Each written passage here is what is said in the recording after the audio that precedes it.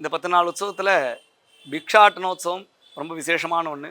பிச்சாண்டவர் அப்படின்னு நம்ம சொல்லுவோம். அனைத்து ஆலயங்கள்லேயும் இந்த பிக்ஷாட்டன மூர்த்தியை பார்க்க முடியாது. சிவாலயங்களில், அதுவும் வெகு சில சிவாலயங்கள்லேயே இந்த பிக்ஷாட்டன மூர்த்தி ரொம்ப விசேஷமாக சொல்லப்பட்டிருக்கு. இந்த பிரம்மோற்சவ காலத்தில் 10 நாட்களில் ஒரு நாள் அவருடைய தினமாக கருதப்படுகின்றது.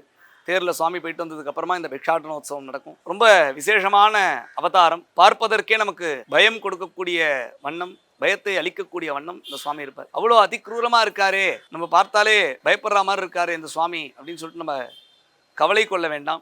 அவர் கேட்டு வருவது என்ன, பிக்ஷையாக அவர் கேட்டு வருவது என்ன அப்படிங்கிறத நம்ம பார்க்கணும். நம்ம எல்லாரும் ரொம்ப எளிதாக புரிந்து கொள்ளக்கூடிய, நம் அனைவருள்ளேயும் இருந்து நம்மை ஆட்சி செய்யக்கூடிய அந்தசத்ரு என்று சொல்வார்கள். நம்முள் இருந்து நம்ம இயக்கக்கூடிய எதிரிகள்.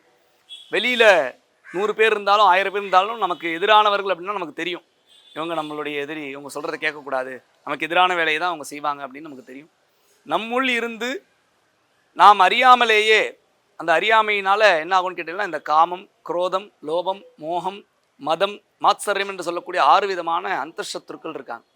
இந்த 6 விதமான எதிரிகளும் நாம் செய்வது சரி போன்ற ஒரு தோற்றத்தை கொடுத்து நம்மை ஆட்சி செய்து, இதை செய்யலாம், நீ இதை செய்யணும், இதை செய், இது உனக்கானது, நீ மட்டும்தான் செய்ய முடியும் அப்படிங்கிற மாதிரியான விஷயங்கள்லாம் நமக்கு தோன்ற செய்து நம்மை ஆட்சி செய்து கொண்டிருப்பார்கள். அனுதினம், ஒவ்வொரு நாளும், ஒவ்வொரு நிமிஷமும் இவா தான் நம்மளை இயக்கின்னு இருக்கிறது. இதெல்லாம் நமக்கு தேவையில்லை, நம் வாழ்விலே தேவையற்றது, நம்முடைய தர்மத்திற்கு புறம்பானது அப்படிங்கிறத உணரச் செய்து, இதெல்லாம் உனக்கு வேணாம், என்கிட்ட கொடுத்துரு அப்படின்னு சுவாமி அந்த பிக்ஷ பாத்திரத்தை எடுத்துகிட்டு வரார். அதுதான் பிக்ஷாட்டனோத்சவத்துடைய முக்கியமான உட்கருத்து. சுவாமி கேட்டு வரார், நம்மெல்லாம் மறுக்க மாட்டோம் அப்படிங்கிறது அவருக்கு தெரியும்.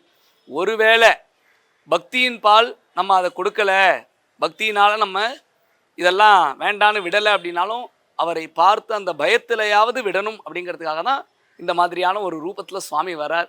பயமும் பக்தியும் சேரும்போது தான், பயபக்தியாக இருக்கும்போது தான் நம்முடைய தர்மத்தை நாம் சரியாக அனுஷ்டிப்போம். சனாதன தர்மம் என்ன சொல்கிறது அப்படின்னு கேட்டீங்கன்னா, பக்தியை மாத்திரம் நமக்கு போதிக்கலை.